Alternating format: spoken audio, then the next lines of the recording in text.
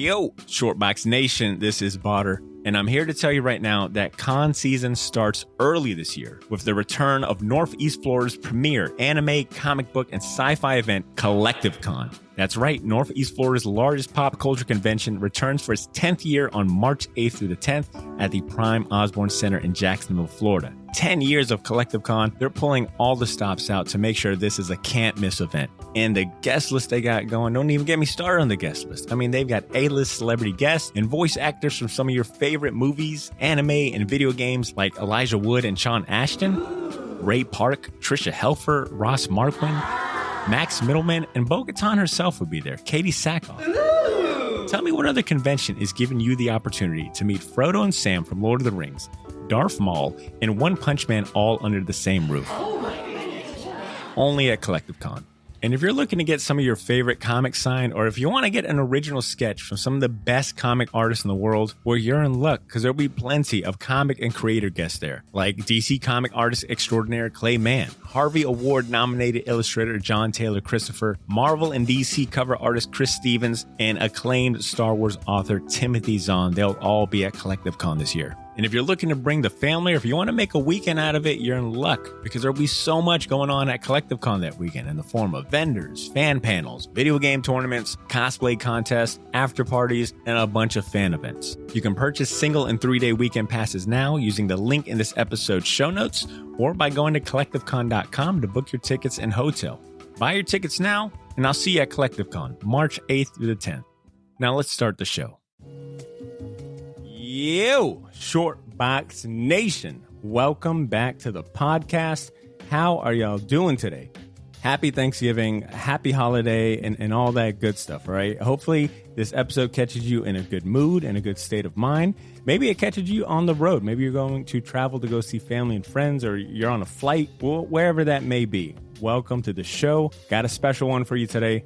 Decided to unlock this episode from Patreon. It was released about a week and a half ago, so our Patreon subscribers, this is old news to them. They've had a chance to enjoy this twice over by now. But for some of you, this is the first time hearing it. This is our Black Panther Wakanda Forever review. So hopefully you've seen the movie by now, because if not, I'm going to tell you right now, spoiler warning. We talk a lot in detail about what's going on in the movies, and it might spoil the fun for you.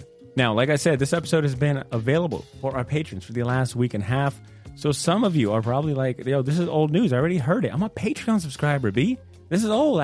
Come on, where's the new stuff? We got you covered, all right? Keep an eye on the Patreon. It'll drop really soon, if not the same time as this episode. And just a heads up to everyone. This includes everybody.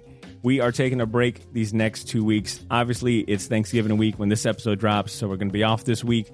And then I'm going to be out of town on vacation the following week. So 2 weeks, maybe even 3 weeks of no episodes. So if you want some bonus content to fill the time in between there, or you're someone that just, I need my Shortbox fix every week, jump on over to the Patreon and join it, all right? We're only charging $2 a month, $5 a month, but you get so many bonus episodes and video podcasts. You can even vote on the topics that we discuss. There's plenty to hold you over in cases like this. So check out the Patreon. There's a link in the show notes. Besides that, I want you guys to enjoy this episode and enjoy the holiday and maybe downtime. Hopefully some of you are, got some days off lined up. Enjoy yourselves, right? Enjoy the downtime. Enjoy time with the family and friends. And we will catch you guys soon, all right? Peace.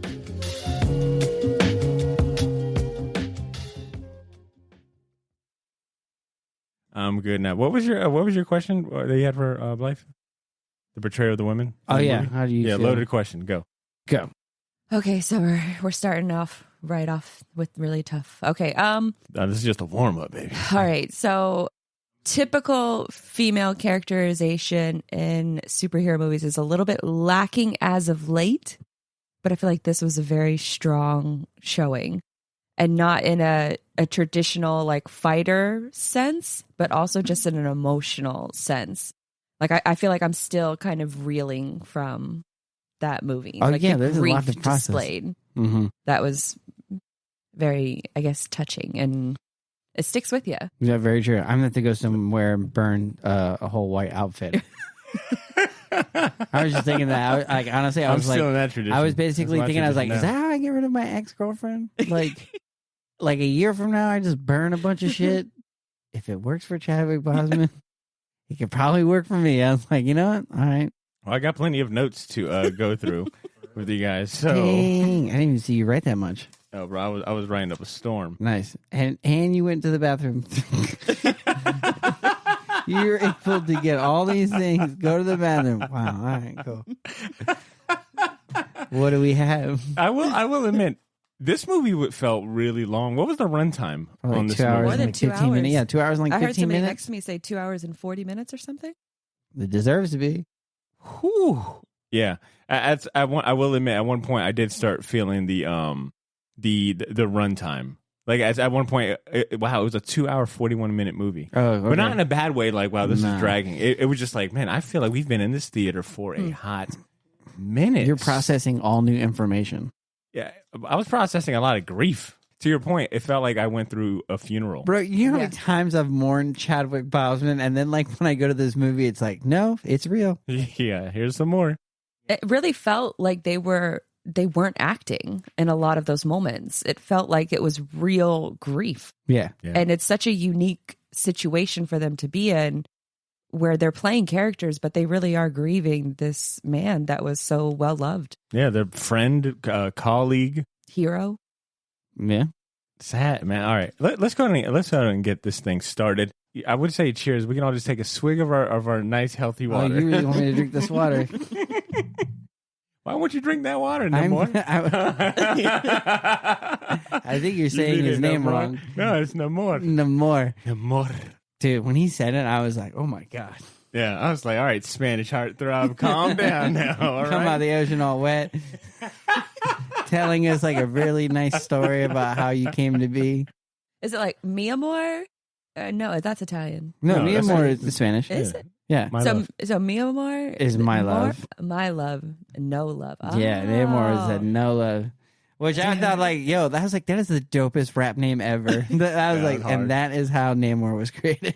And he thought the name was so good, he decided to give it to his right hand woman too, right? Namora, Namora, Yeah, the no- lady of no love. Yeah.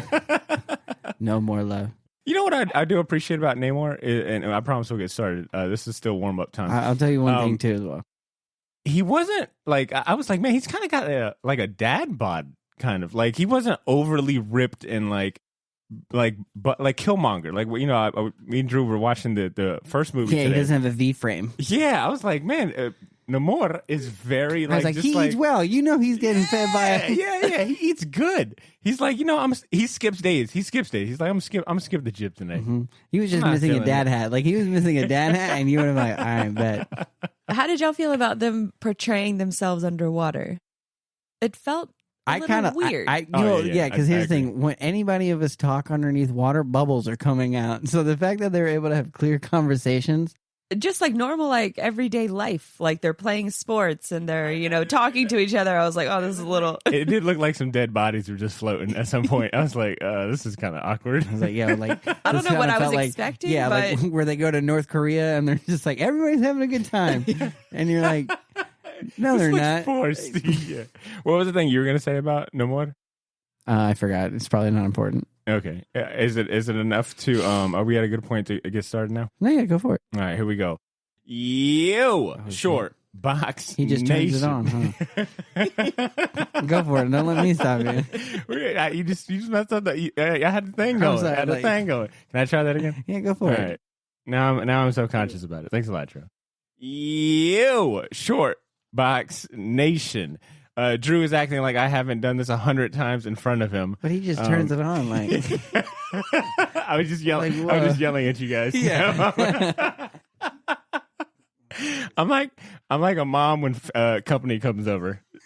I'll save this for later. Hey, Short Box Nation, welcome to a special bonus episode because we're talking about Black Panther: Wakanda Forever today. All right, you might have noticed the episode title, or maybe you're someone that has like your podcast set to autoplay, and you just you go in there all free willy nilly. I'm here to let you know that we're going to be talking about Black Panther: Wakanda Forever. So if you haven't seen the movie, spoiler warning, you might want to skip this one and come back to it after you've seen the movie. This one being just kind of a movie review and a bonus episode. We're gonna skip the usual format and things that we do on the show, and it's just gonna be just strictly a movie review, casual conversation. I am joined by two of my absolute favorite people, starting with the man on my left right here, my right hand man on the show when it comes to bonus episodes. It's your boy Andrew Torres is here with me. So nice to be here. For the record, we are recording this at like 10:30 on a Friday night, and for folks in our age range, that's basically like 3 a.m. After a movie too. So we are feeling and we had a couple drinks. We feeling a little tired, but we wanted to hop on the mic for you guys. Feeling sluggish. The other person on the mic with us today, a special guest. All right, you've heard her voice a few times on the podcast, both behind the mic and as well as in the other room. On some Sundays when we record, you can hear her cheering and or yelling at the TV screen, specifically the Jaguars. All right, we've got my favorite lady in the whole world, Blythe Rumley, here with us. Round of applause for that for sure. What up, baby? Thanks for having me. There we go. Don't be shy now. Don't be shy. You've been on the show before. Game of Thrones. If you're a longtime listener, you definitely have heard Life Behind the Mic when we did our Game of Thrones series. Star Wars too. We did Star Wars. as well. You've been don't on forget. You've been on a lot of episodes, all right? And it was only right that we called you on for this one. Not just because you would be great for this episode, but because you went and we all saw the movie together as a happy family. Mm-hmm. So, Shortbox Nation, like I said, it's going to be kind of all spoilers going forward. We're going to be talking just really a lot in details, all right? Like I said, we just got done seeing the movie maybe an hour and a half ago, so a lot of things are still fresh on our mind. That's what you got to look forward to, all right? Blythe, Drew, how are y'all feeling? How are you? What's the emotions that you're holding on to right now?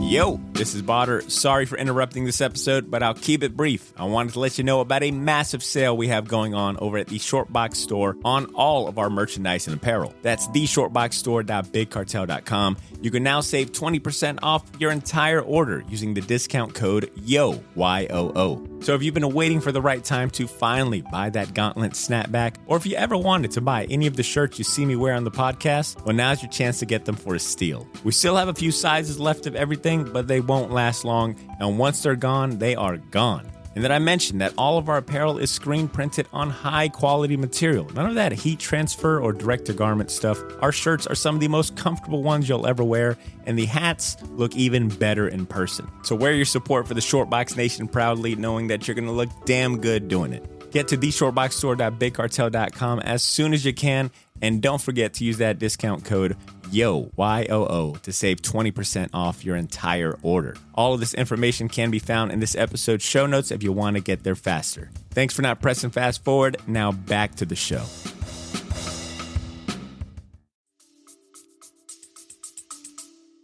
I just feel like I'm overcome with emotions and not like I don't want to say a happy kind of emotion. Just I feel like I've been grieving for the last few hours. It felt and we were kind of talking about this before we got started, but it really felt like you were grieving with these characters because it's such a unique situation in which the actor who has played a beloved character, who is also just a beloved as a person, has passed away in real life.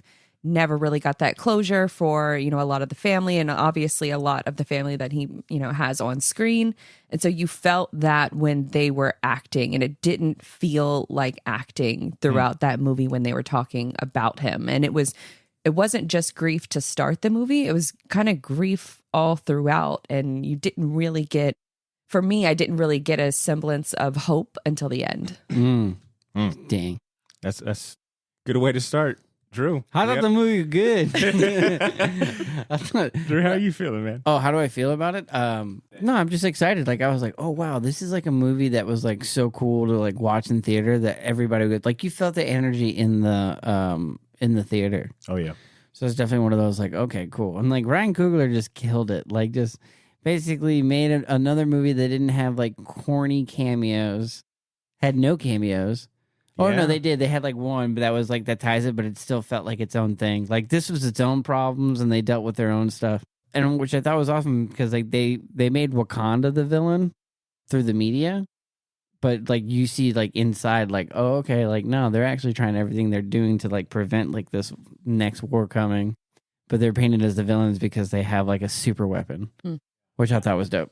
There was a lot of honesty in this film in regards to like the hypocrisy of a lot of the characters, and specifically, and I think you kind of teased it, but the Killmonger cameo, you know, like to have his point of view of T'Challa, his father, like basically like the entire Wakandan royal family, and like him kind of pointing out their flaws and showing that to Shuri, and even Shuri herself, like being kind of rather flawed through her anger, you know, being so angry that she becomes like vengeful. I don't think there was a lot of I don't know if there was any characters I was particularly rooting for to like, you know, like rooting for in the sense of like Captain America, you know, you're rooting for him to, you know, save the day, be the good guy.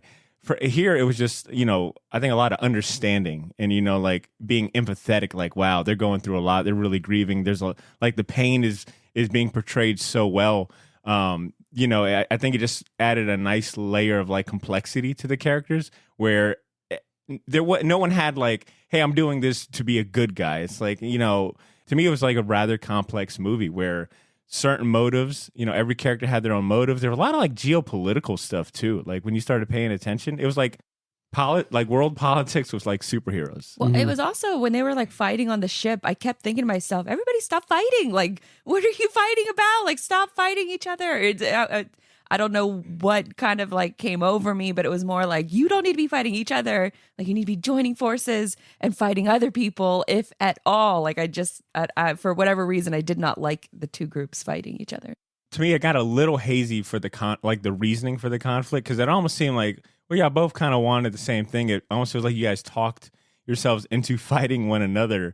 No, Riri Williams was the main point of it. They looked at it as like a weapon. They were like, oh, this girl's a weapon. We need to kill her because she's able to like, if people find out that there's like vibranium everywhere else, like, nah, we need to like ice this girl like immediately. And Wakanda's like, nah. And then like, even the queen was like looking at Riri Williams like, nah, this is like my daughter. Like, this is just a little girl that's a genius. It feels like a natural progression from the first movie where that was kind of the whole plot, right? Like the reason we had Killmonger is because, you know, they were so Wakanda, T'Chaka made the decision like, no, we're staying secluded. Isolationists. Yeah, the isolationists.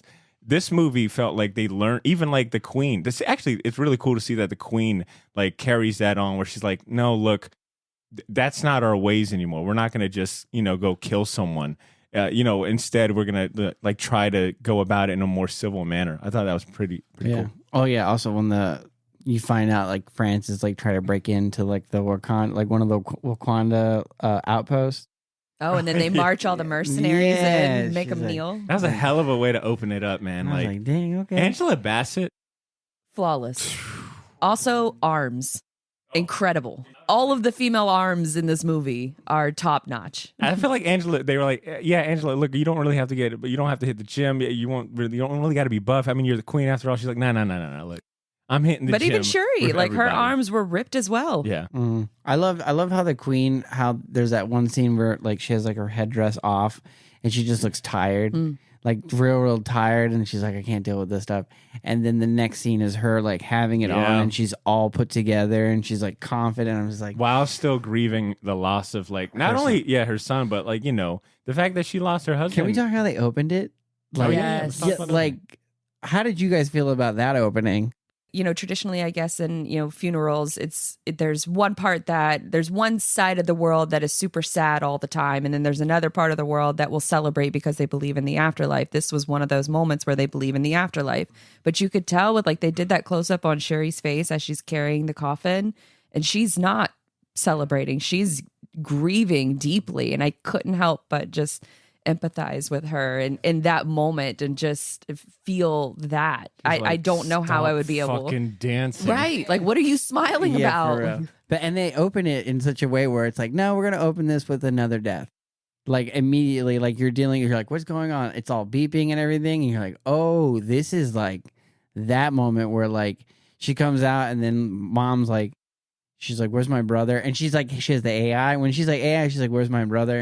And he was just like, oh. That's a good point. I mean, immediately they just throw you into the field. Straight in. You're like, damn, I got to relive Chadwick Boseman dying again. Right. I applaud them for getting that out the way. Like, not getting out the way. That sounds kind of dismissive, but like addressing that first. Like, look, we all know this is at the top of everyone's mind. I'm sure like that was a huge, I mean, no, not just, I'm not sure. I know it was a huge blow to the movie and to the whole cast losing him.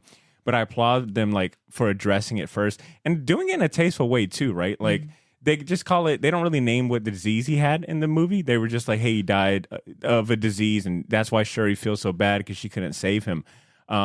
Which is kind of like, you know, realistic, right? Of like cancer. Like it's still a disease that we can't cure. And, you know, how many people feel like, you know, just broken that we still can't save people. Yeah, like that was hard, man. That was a hard opening to like the whole opening. Here's the thing: that whole opening it set the mood. I will say, yeah, because then it goes from there. It's like just sadder. It's just sadder from there, and it gets sadder. Yeah, because you're saying as soon as that happens, they do the funeral scene, and then the opening credits is just quiet. There's no like song.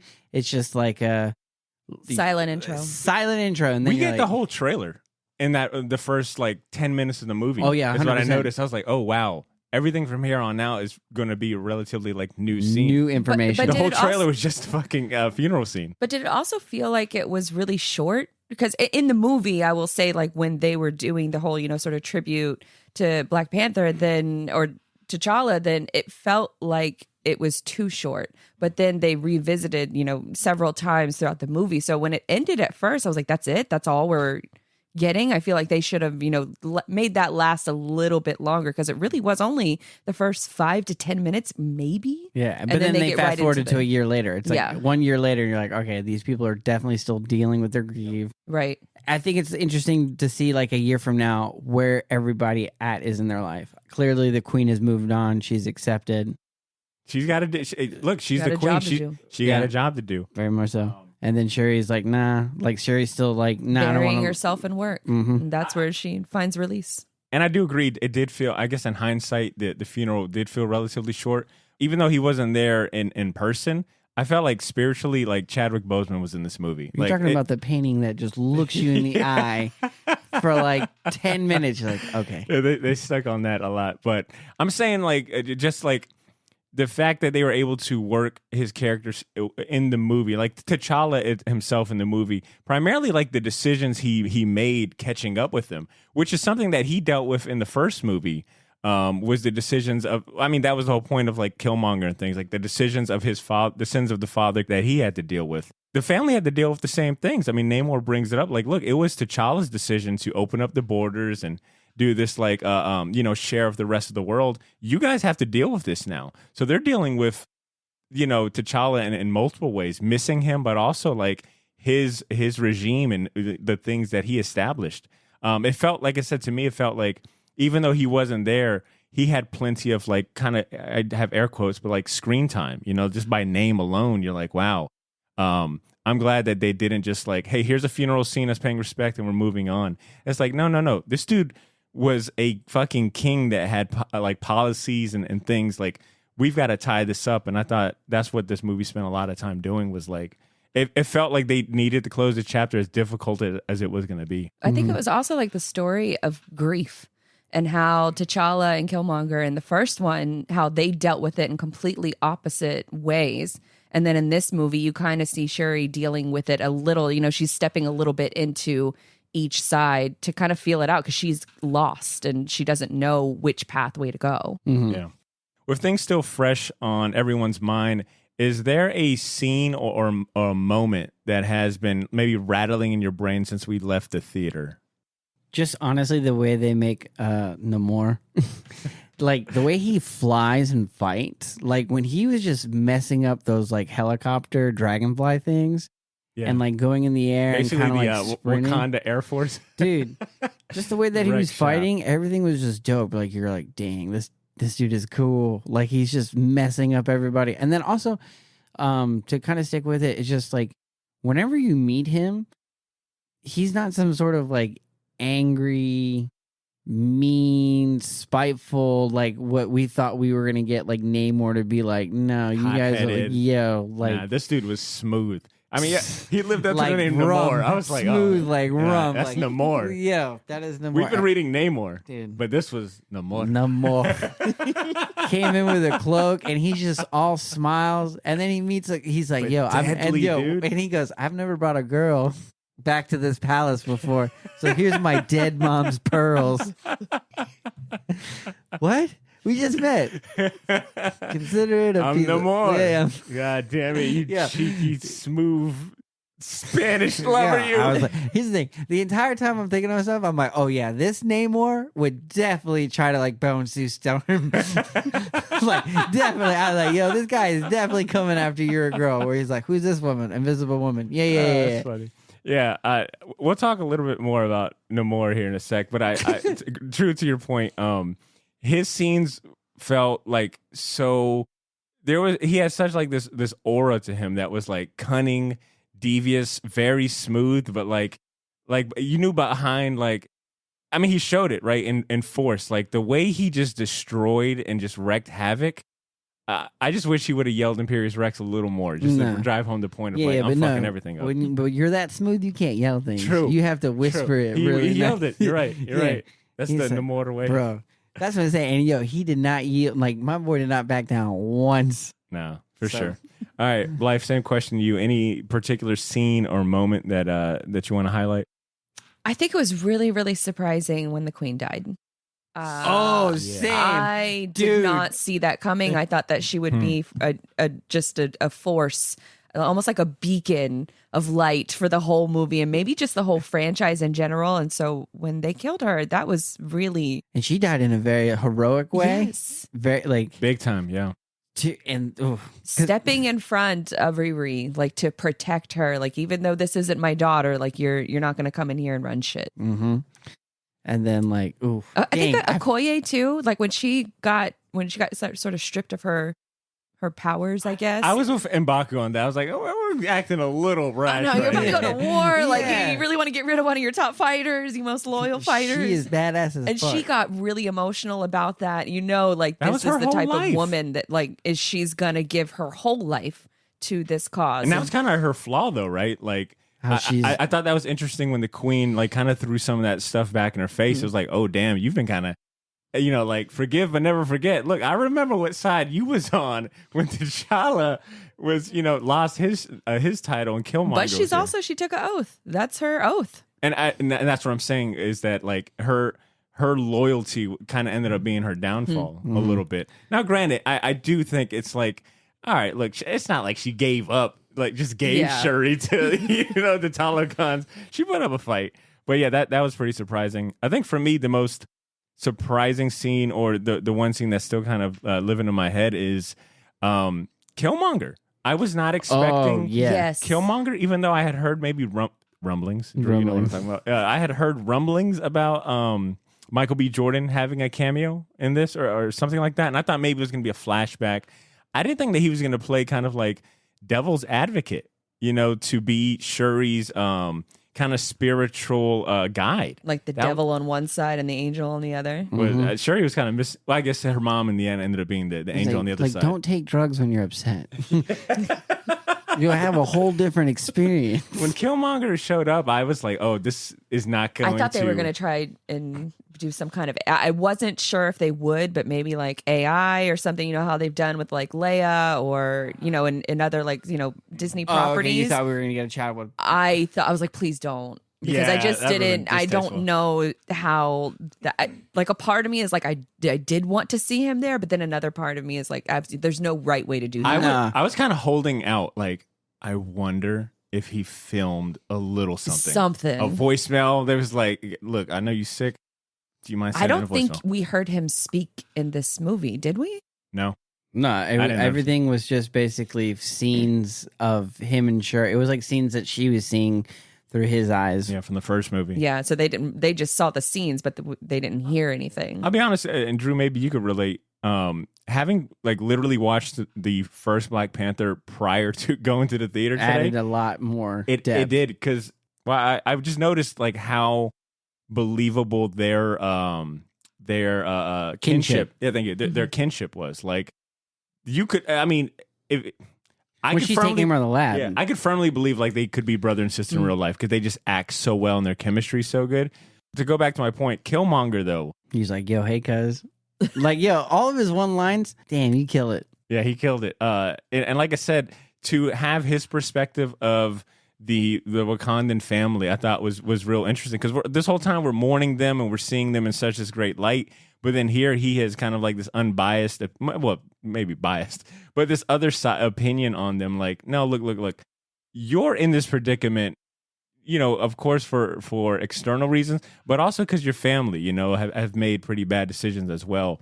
But I like that she didn't give in to that vengeful side, even though he gave her a lot of good cause. And that's what I'm saying. Like, I thought Shuri was so magnetic throughout this whole movie because just of how like angry she was, and I don't think we've seen that in a MCU character sustained for this long. Like the whole movie, she's just holding on to this like pain. And just to add to that, my favorite thing is when Namor he goes and he's like, I heard what you said when we were by the water. Yeah. Rachel like, burned the whole like, world. I want to burn the whole world to the ground, and he's like, I heard.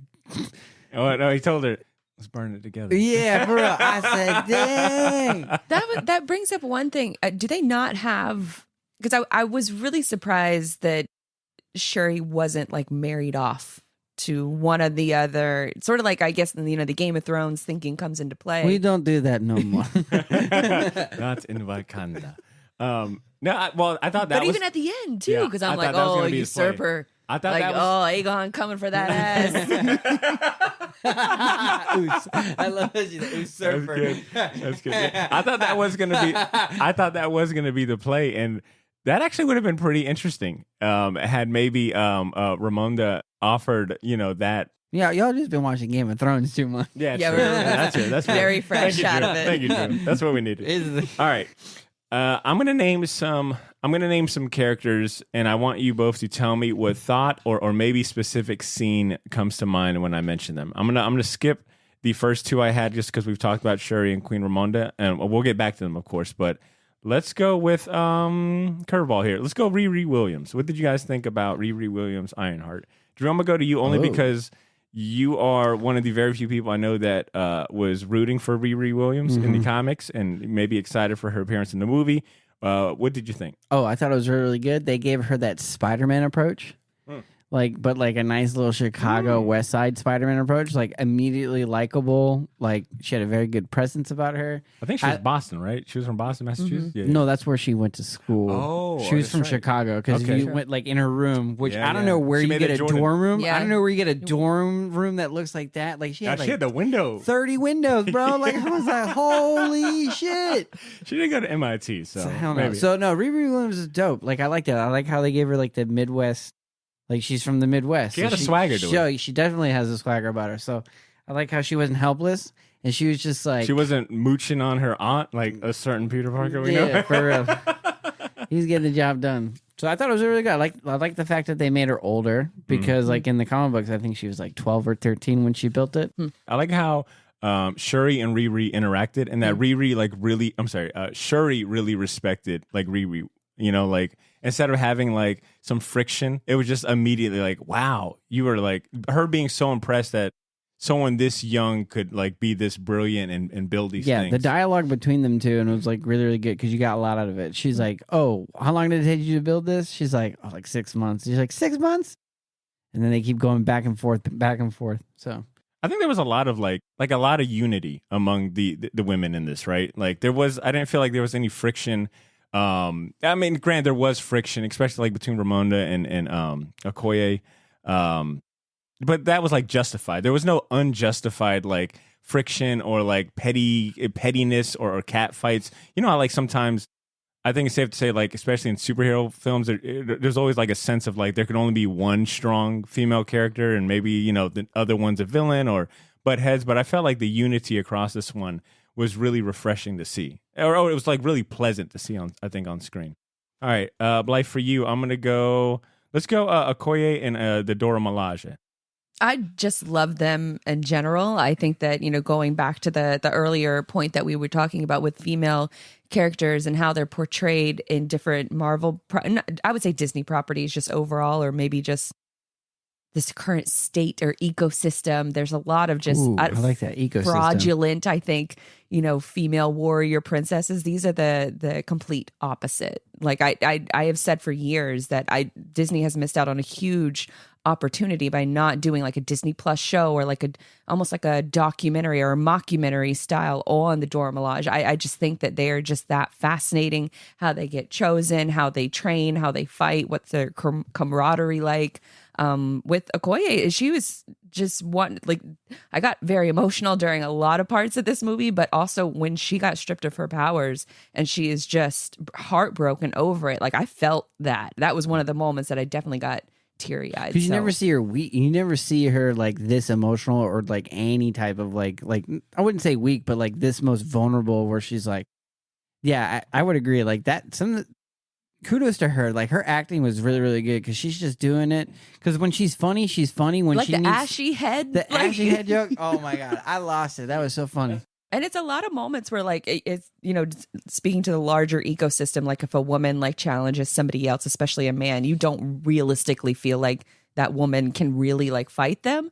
But with her, like, absolutely 1000%. Like, I love that she built that rivalry. I think the character's name, or the villain that she was fighting, it was a Tuma. Them like, warrior. Like for her to get, first of all, that respect from him was really cool to see, and for them to have that rivalry, the whole scene. Actually, you know what? That is one of the scenes that really, I think, that first big fight scene or action scene where they're trying to rescue Riri and the Talocons show up, and Namor hasn't fought because the first time you see Namor fight is a whole different fight. Oh, for sure. It's like, oh, never mind. He's that he's guy. Here. Yeah. But that first action scene on the bridge where Okoye is protecting Shuri and Riri was so fucking tight. I was like, oh shit, the choreography is gotten, because I mean, she took out 3 of those dudes. What? 3 of those dudes. Light work. I mean, Atuma was a different thing. He was like that's a thick boy. He was a second boss. He was the second boss from the main boss. So I mean, still respect there. But I mean, that was something I loved in the first movie, was the choreography, and all the action scenes felt like really well choreographed, and like some thought was really put into it. I felt like this one was that, but even hard. There was something about the way the hits were. It just felt so much harder. The suit upgrade too that she got. Oh incredible. Yeah, Nikita had it too. What was the name of that? Do you remember? It was the Midnight Angel armor, which is from a recent comic book series. So it was cool that they were digging into like a recent comic book series for that. But yeah, I want to talk about Namor's first punch. Okay, well let's go to Namor. What are Namor? Sorry, Namor first punch. I want to hear both of your thoughts on Namor and really like the presentation of the Talocon. Drew, go and take that away. Talk about our boy Namor. The way that the trailer portrayed how the movie was, I thought this was like honestly going to be one of those like, oh, we're just going to attack you and just be like heretic, like just heretics about things. I love how Namor comes up. He's like, hey man, listen, y'all left this in the ocean. If you can like, yo, do you know who made this? And then it's like, what are you talking about? Oh, this thing right here. Like, we're not going to point fingers. Yeah. But technically... You guys kind of open the doors to shit like this. Yeah, because they want your shit. Now they're coming to our place to look for the shit that they wanted from you. So, all right. But then when he comes up, first he comes up. Here's a shell. Give me a call when y'all need me. Yeah. Here's a shell. Yeah. Here's a shell. Blow it. Put it in the ocean. I'll be back. Then they're like, and then they get the means of it, and they're like, no, we got to go kidnap this girl and protect her at all costs. And then Namor shows up. And when he shows up, for like... When the way that they set it up was perfect. When like the streets are all covered in water, where you're like, damn, like he's flooding Wakanda. Oh, the first attack on Wakanda. The first attack, and he comes up, and then M'Baku, and his thing, and that's what I'm saying. They set it up with M'Baku. M'Baku's over here just beating up all these dudes. He's laying work, and then he sees Namor, and then probably thinking, man, what was the Dora Milaje talking about? But that's what he was talking about. Yeah. Light work. Yeah, because he was talking about, because they were like, remember when she's trying to explain, she's like, what did they look like? She's like, they rode whales. They rode Y'all seen whales. that movie Free Willy? Yeah. There's like 3 of them. And then M'Baku's like, man, I punch a fish in the face. Man, I punch a fish man in the face. That's what he said. Like, M'Baku. I swear on my mama. Yeah, like, anything that carrot. That's what I love. I love it. He's on carrot. M'Baku's just like, man, I hate that dude. And then he sees him. And then Whole immediately, different story. Dude. Whole different. bro, everybody, even the theater reacted to That that was punch. awesome. That was like, you're like, Bro. I was like, oh, I hope he's not dead. I hope he didn't punch him. That's where I immediately went, was like, oh shit. I was expecting someone to die in this movie, but I wasn't ready for M'Baku. No. I was like, come on, man. Killed that pride He's immediately. a vegetarian. 100%. Actually, you know what? You're right. That's actually even funnier. He punched the pride out M'Baku, because after that, M'Baku was like, you know, we don't even need to kill him. He's a god, actually. Yo, he did this so hard. He's like, they'll come back. They'll come back. And they'll come back with more of their friends. Straight up. He punched the pride out of M'Baku. It's really funny because I'm telling you, after that punch, I was like, wow, M'Baku is so really wise and nice. He's wise stuff, yeah. You know, real quick, big shout outs to the lady that was sitting next to Drew and Rob. Like, this lady was on literally the edge of her seat the whole entire movie. time. And I mean, I wanted to be like that, but I was like, these seats are way too comfortable. I mean, which says a lot, right? Like, we're sitting in reclined seats, and she's at the edge of her seat. Yeah, Drew, you brought it up. The energy in the theater was really nice. So, Blythe, I'm gonna go to you. Thoughts on the presentation of Namor and the Talokan? Actually, I really want to hear your thoughts on Talokan, because that was something I think you were interested in, was the portrayal of like this Mesoamerican culture and incorporating that.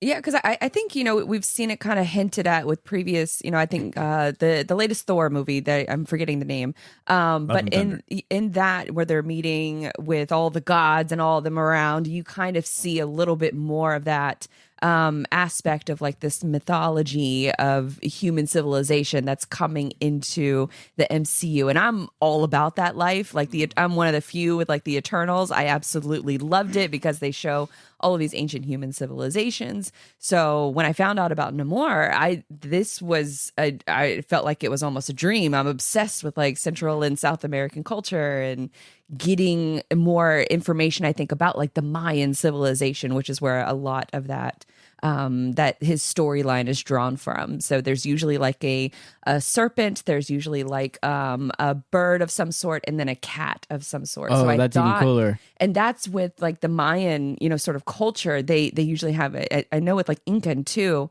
they had the condor that flies in the sky. So that was really part of like you his just said map. serpent, cat, and Bird, right? Bird. And bird. Okay, when you said serpent, I immediately thought, I was like Hydra? But that was what it was part of, like his headdress was like the bird or the feathers, which is kind of weird to be underwater, and a serpent shape. But then if you think about it, then the Wakandans coming together with the Black Panther, that's their kind of like trio joining together. So I thought that was really cool. What is it with like kings and painting? Like, yo, my boy Namor, like Namor was like painting, like he just got his ass whooped, and his girl's just like, yo, you really gonna let them whoop ass? And he has a painting. He's doing the painting of him versing a jaguar, or not a jaguar, a Black Panther, yeah.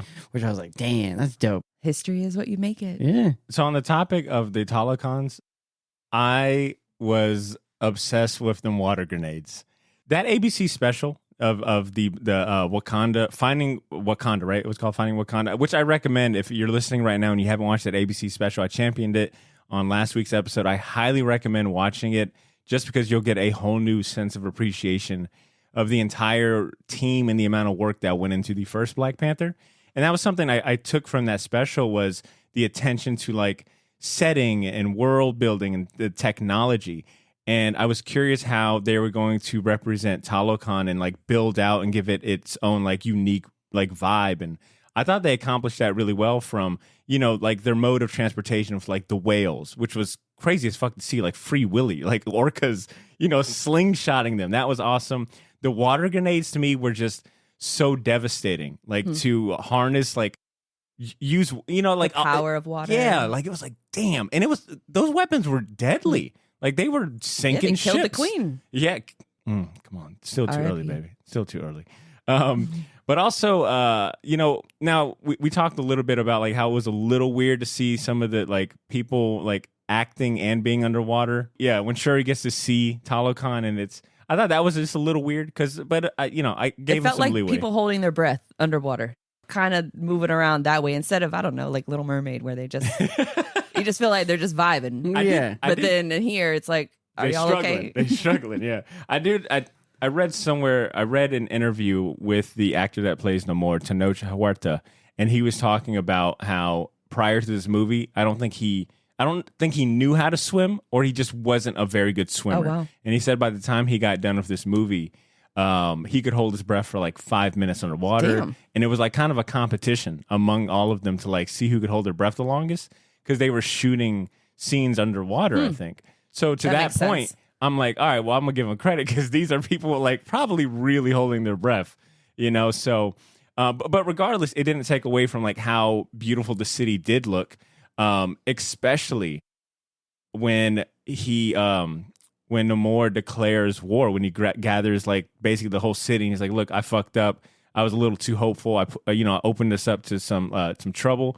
That scene where he's like coming down to his chair with the headpiece was insane, man. Like, this movie had such good shots, but there was something about that scene right there that just felt like it was out of this world. It's attention to detail when you can tell that you've done your due diligence with the costume work and the cultures that you're bringing in, not just from like Central America, but also from Africa itself. Like all of these different cultural inspirations you're bringing together into one movie. And the audio cues too, the audio texture. I think the audio was also like the fact that they paid attention to give them a unique like audio sense. It was like some sonar type vibe. There was like some synth wave too going on, but Right, because they like almost killed, like they were soldiers were like just jumping into the water. The play on the Oh, yeah, siren that was song. another part, the play right, on the yeah. siren song. There we go. That's what I was Dang, I trying to get forgot at. all about that scene. This is kind of a callback to last week's episode where we reviewed maybe the scariest version of Namor ever written, with more like a horror comic than a superhero comic.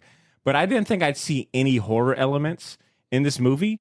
But the first appearance of the Talokans and Namor in that opening scene where they're on the ship and they got the ship looking for vibranium in the ocean floor, that was way scarier than I thought. For them to play on the siren song and you don't even see them until like a couple minutes in, and Namor is in the shadows as he throws the fucking helicopter into the ocean. Okay, that's right. Dang. Yeah, that They was a hell of a thought they way. were getting away. They're like, oh, we're going to be good. Scot-free now, Nope. motherfucker. The dude with the wings on his ankles. Did those grow back? I don't know, but Shuri took one She like ripped with it like a chicken chicken wing. wing. Yeah, for real. All right, let's go back to some of the major characters. We're working our way up from my list. Actually, let's take a pit stop real quick at M'Baku. Any thoughts or scenes that we want to share? I think we talked about him a little bit. Oh, dude, he was amazing. Like his growth in the character was really well. He was one of the characters like I wanted to see more of. When this movie was starting, I was like, all right, this is like the character that I'm invested with. I wonder what they're gonna do with him.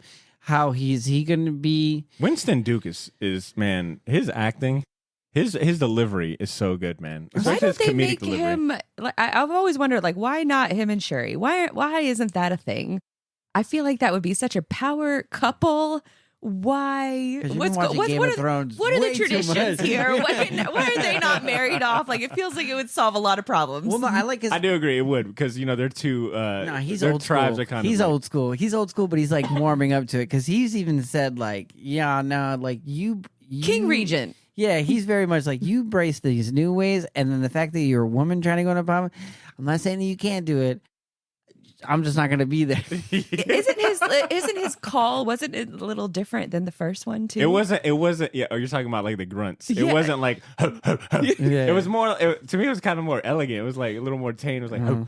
Yeah, 100%. Like a night out with your boys. Yeah. Which I joked with this with Drew at the theater, but I was like, I kind of want to be a part of his crew. Like his crew just look like there's a bunch of 100%. dudes. I was like, and I There's a bunch told, of yeah, dudes. and I whispered to him, I was like, yo, can you imagine if Wakanda was like, we want a shot at American football, like we're gonna make our own team. Hell no. I was like, hell no, yeah, those dudes. Like, I was like, that's the linebacker. I love that they were gossiping. They were like, so I heard it was a Nakia. They were like, I heard Nakia came back. Oof, yeah.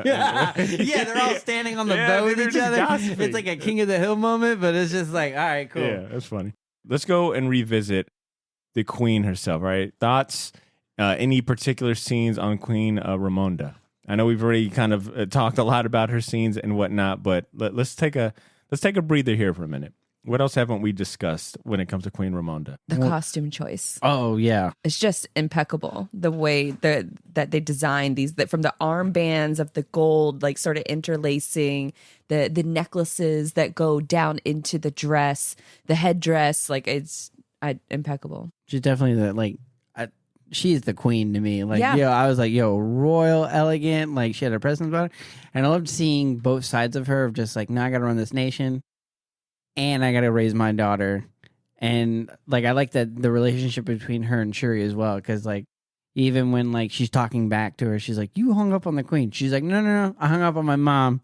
It's different. Yeah. We can get away with this. She was almost like the best of like, she had like T'Chaka's like kind of like cunningness and like, toughness combined with like the nobility of T'Challa, like, and I think that opening scene of at the UN kind of showed it, where she showed mercy to the soldiers, but it was also like an act of like, or a show of like force. Like, look, this is the last chance y'all get. I'm not stupid. I know you guys are out here trying to get the vibranium by any means.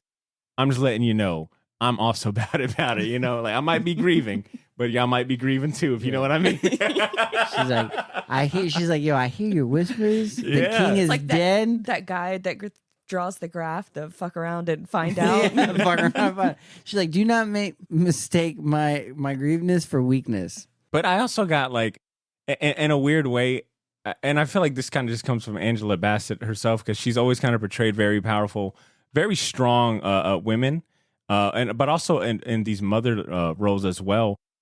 Just seeing her on screen and having this much screen time, I was like, man, she just feels like my mom. Like she feels like like she could be a mom to you, right? This definitely Very felt like this was her compassionate. movie. This is like, this felt like 100%. I was like, man, even though Shuri's in this movie, I feel like this is like, they've done a good job of making her the focal point for a lot of this stuff. Because she's walking around like Nick from S.H.I.E.L.D. She's like running around S.H.I.E.L.D. like, I need this, and this. I really was worried about like Shuri taking on like that focal point, because I thought she was a great side character. I wasn't sure if she could carry the movie, but I think with Angela Bassett there, like it just made it effort. It made Shuri's character shine a lot more. Well said. And we haven't really talked about Nakia at all. Like she had a fantastic with her in particular. I mean, with the whole scope of the movie, when you think about the fact that she's been a mom this whole time, which we didn't see that coming, right? And that I kind of almost feel like, why was the sister robbed of that relationship with him, grieving process wise? Like that should have been the first thing. Like, look, you have some kind of connection to your brother back now. Nakia was Jason Bourne. Man, what? Nakia was Jason Bourne. You want some shit done in Wakanda that we can't already Seriously. do? Let's be real. We are some efficient motherfuckers out here, but sometimes we need some help too. And you know who we go to? Nakia Bourne. Bro, Nakia Bourne. Yo, straight up. I want this episode to be called Nakia Bourne. She was, she was so badass. And she's very multifaceted. Like the motherly figure, of course, and then also the sisterly, compassionate, like a daughter role model as well. She played it all. You know what? She on this joke, running with this joke of the Jason Bourne. She kind of was that character, right? Like she went off the map. She's a fucking school teacher with a kid who shows up. The queen, we need you back again. I'm not about that life no more. Your country needs you. What? She got hit with the your country needs you, and she went to town. Man, yeah, she was awesome. Now, here's the other side of that. Here's my other hand for that. I don't know if I care for that mid-credit scene. It felt just weird for him to have a son. I kind of was like, I thought the way it ended with Shuri coming to terms on her own. Oh, so she was like sideline. Not that the mid-credit scene robbed us of that or changed it, but it just felt like a weird follow-up after having such a powerful moment of like Shuri just being able to like mourn and she burned her dress. Let go. She burned her dress. Yeah. She was like, all right, I'm ready. It just felt weird that all of a sudden, here's your nephew too. But don't worry, he has a lisp. He's cute. But my True, you are an asshole for that. and I'm glad that they said it, because my first thought was like, oh my God, like they held this kid like secret from the entire family, and now the queen is dead and she'll never know her grandchild, and that was my first thought, and they covered that with the conversation, but still. I felt that was just kind of a weird shoehorn in at the last minute to me. It just felt It just was a little. I took it a little. Weird. I will say, because there was a lot of debate around when Chadwick died, like Disney was very firm. Kevin Feige was very firm when he said, we are not replacing him. It's not happening. And then it started up this really big debate online. Like, no, this is an important character. Like, it should be recast, not right now, but eventually he should be. And so I think this is maybe a way for them to say, like, in the future, we're going to have, you know. It kind of feels like it steals a little bit of the thunder from Shuri taking up the mantle of Black Panther. That you're already introducing the possibility of, you know, T'Challa's son one day, you know, becoming Black Panther, taking the mantle, which is fine, and that's probably what's going to happen. But just in the moment, it's like, guys, she literally just became Black Panther. Here's the thing. She literally just had a major breakthrough. Plot twist: it's Killmonger's baby, and that's what we do the third one about. Nah, that's not Nakia's way. Don't you put dirt on Nakia's name. I'm sorry, I'm just trying to make it more little like where you're like, oh, Game of Thrones. It sounds like Game of Thrones, yeah. All right. On the topic of Black Panther and lineage and taking over the mantle, thoughts on the suit and her like being Black Panther? Because it gave me the Killmonger vibes. Yeah, when she like the a lot suit of that gold on it. That's what I'm saying. The suit that she had, I was like, oh, this is very much like reminiscent of a Killmonger suit when he showed up. Did she already have it made? How did you guys interpret the scene where after she takes the heart-shaped herb that synthetic? It's not real. No, that was a real one. It was just that was a heart-shaped herb 2.0. Yeah, it was cloned. It was cloned from like way back in the day. True, you're right. When Nakia says, "Now you're gonna need a suit," and she goes and like the helmets, she's got like it looked like the T'Challa's helmet, maybe T'Chaka's, and then she walks to a third one. Like, did she already have one made? I think there was a lot of rumors, or not rumors, but, you know, the screen-by-screen breakdowns whenever a trailer is dropped. But when Shuri is showing Chadwick's or T'Challa's, all the different costumes that she's working on, there is that one that she wears now. It's kind of in the background. Oh, that's cool. Okay. All right, so maybe she was just playing around with, like, models or whatnot. But what did you guys think about the suit? I thought the suit was very, like, well done and looked good on her. Like, I was like, dang. It, like I'm saying, this one more looked like like Chadwick Boseman. Like, you saw how he fights like a boxer. He's like really big on the ground doing stuff. She was like, yo, straight up. That's like, yo, that's the vibe I got. And like, yo, did I True Panther. I hope I can isolate that soundbite for the rest of the time. I might need you to redo that one, but I know exactly what you mean, though. I know exactly what you mean, because when she's in the ship with Namor, and she's watching him fucking become a burnt piece of toast, and all of a sudden first of all, when he breaks the ship, and she asks, I forgot the AI's name, but it's voiced by Trevor Noah. I didn't know that. Really? Well, yeah, Trevor Noah voices the AI. But when she asked, I'm just going to call the AI Trevor Noah because I don't know it off the top of my head. But when she asked the AI, hey, how's the ship holding up? And it's like, nah, it's not doing good at all. Basically, like, not good we're at all. holding on by life and dreams and gum. But when she fights him on that ship, I do see your point where she's jumping around and she's fucking clawing him up. She's pissed. She's fighting from rage. Like, she's yo, it's crazy to me. Like, yo, she's just fighting from anger. She's like, yo, I've already lost my brother. Now I lost my mom. I'm going to take out all my anger now because I would like you were just going to feel my wrath. And she scratches his face. She fucked up his face. Do we know if she's ever like took fighting lessons or trained like that in the past? I would assume so. I think it's safe to. Yeah, she's part of the I've only ever seen her like Wakanda shoot family. guns, like the handgun things. Yeah, that's the only time I've ever seen her fight. I always thought she was just more of like a science chick. Yeah, like Donatello. No, she showed. You thought she was Donatello today. She was Raphael. Definitely Raphael. Dug them nails into Hell yeah. And then when she's fighting on the side of the boat, just like bit like a fucking ballerina.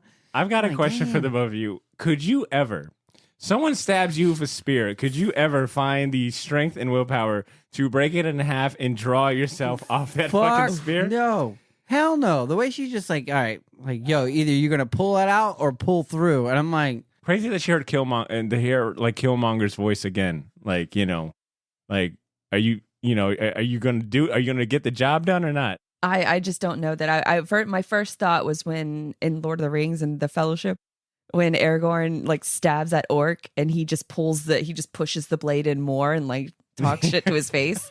That's what I thought she was about to do. I was like, oh Jesus.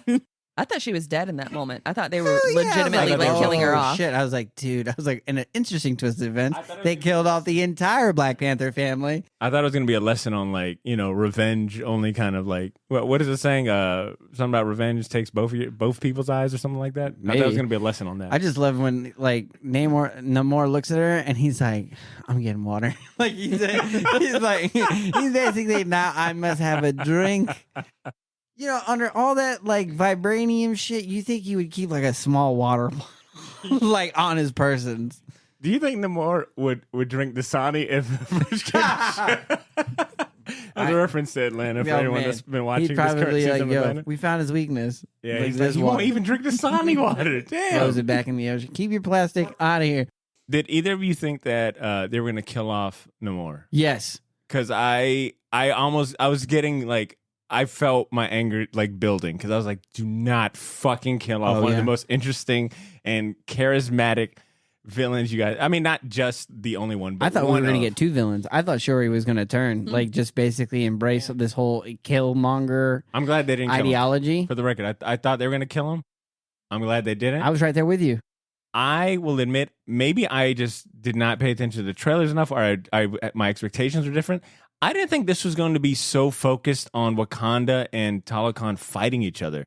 I think I was expecting like a third party to step in. I thought it was going to be I thought there was going to be a moment of like, hey, this is our common enemy. Let's team up together and stop these guys. It was America. America's the common enemy. But it was like America in the chat. America for once was like, nah, not today. Not today. We ain't going to get involved in this. It was such a vicious movie. I guess I wasn't expecting this much like tension and like fighting between these two civilizations. Just stop. Yeah, stop fighting. You're like, guys, we're two brown civilizations. We're embarrassing ourselves. Like, this is what they want. It's like, we got to kill the scientists. There's way more scientists out in the world. What's the deal with what's her name from Falcon and Winter Soldier? I forget, the lady from Seinfeld. And for the record, you're talking about Julia Louis-Dreyfus. Yes, that's what we. Okay, yeah. Seinfeld lady. Seinfeld lady.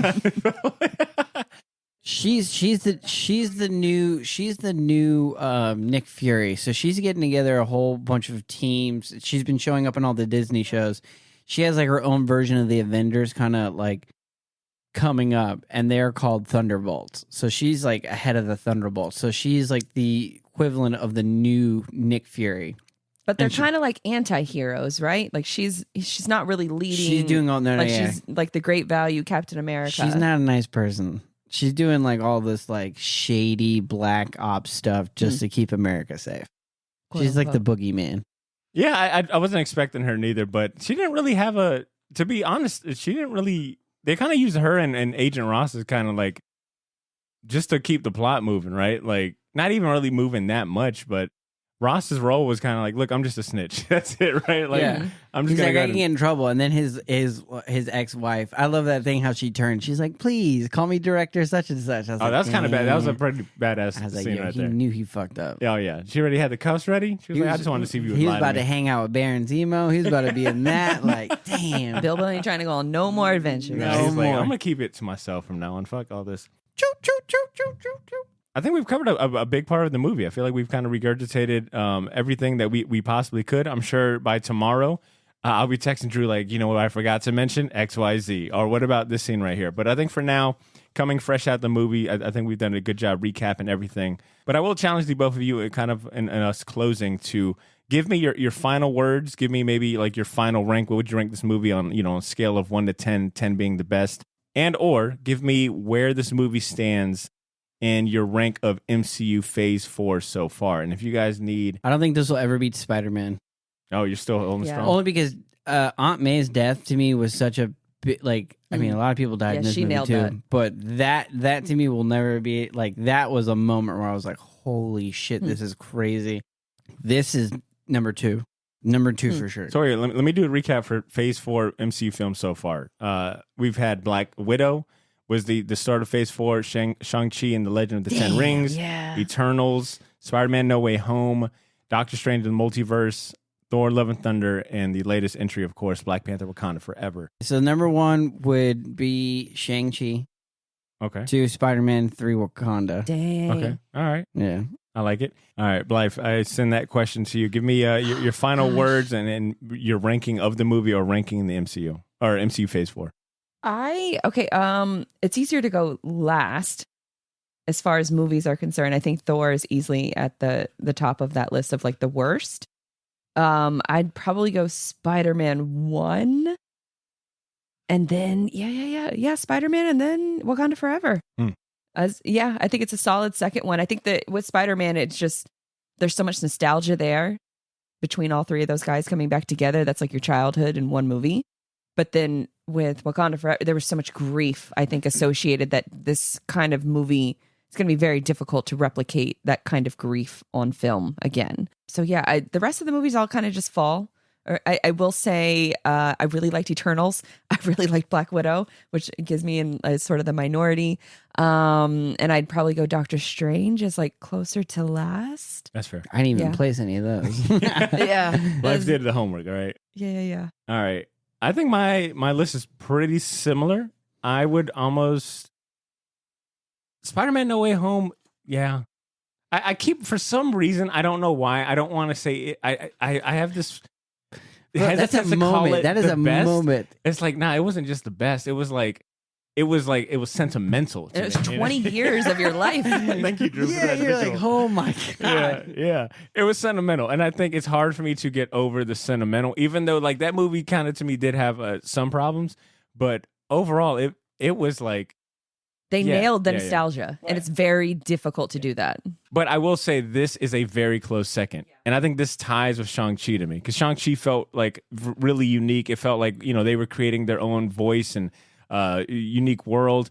I think Shang-Chi kind of like dropped the landing at the end with the whole CGI thing. But this is... Wakanda Forever is tied right there, I think, for second place for the MCU Phase 4 so far. This movie's easily going to make $1 billion. So you guys don't even factor in like the Disney Plus shows? No. I think, to me, I think, I don't know if you those can things are compare perfect. The way those things are perfect. Like those Disney shows are perfect. Like all of them. I would judge it separately too. I don't think I would judge it with the movies. But even if they tie in like WandaVision, obviously, like I go back to... I think it's because it's just a different experience from like the serial weekly thing, and it's, and you're judging a 2-hour movie. But you have to watch those shows in order to fully grasp. I mean, not Wakanda Forever, but all these other movies, most of them, you have to watch those series. Doctor Strange is a perfect example. I guess if I was to factor those in, I think a lot of those MCU shows would probably make that list pretty easy. Even Moon Knight, we haven't, mentioned that closely ties into a lot of the mythology that's in, I was Black Panther as well. I was trying to make this list easy on us by just excluding the shows and just going movies. That was one thing that I wanted to know, because I thought we were gonna get who is the who's the Panther goddess? Bass? Yeah. Did she show up at all? In Thor, she does. She does show up. Okay. And she's very briefly, like she's sitting in like. I thought in this movie we were gonna get more of her. True. I thought that we were gonna get like a whole Wakanda history lesson. But isn't that? But that's that kind of fits with the theme of like with Shuri though, right? Like she isn't spiritual. She doesn't really believe in that. Which was another good part where I liked it. Yeah, she's technological. She's science driven. So it does make sense that like she doesn't see. T'Challa sees Bass in the first movie when he takes the herb, and I think when he takes the herb, he sees Bass. He also sees his ancestors. Shuri doesn't. All she sees is go through water. It's Killmonger, who is kind of representative of her rage. Like he's not really tied to the ancestors. Who is the son? Did y'all remember the son's name?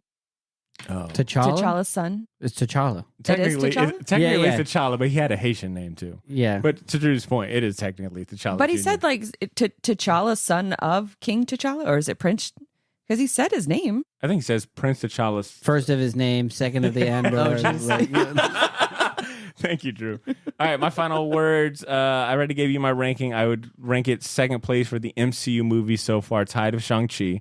I think this movie pulled no punches.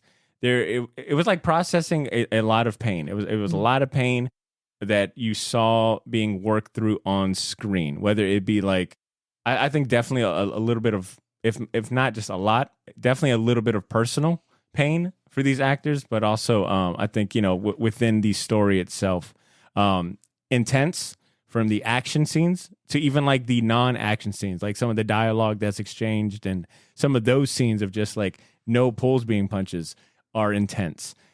Complex, like to Drew's point, it's kind of hard to pinpoint like who's exactly in the wrong. Obviously, there's, you know, you could definitely make some cases for others, but I do like the conflicting ideologies and approaches.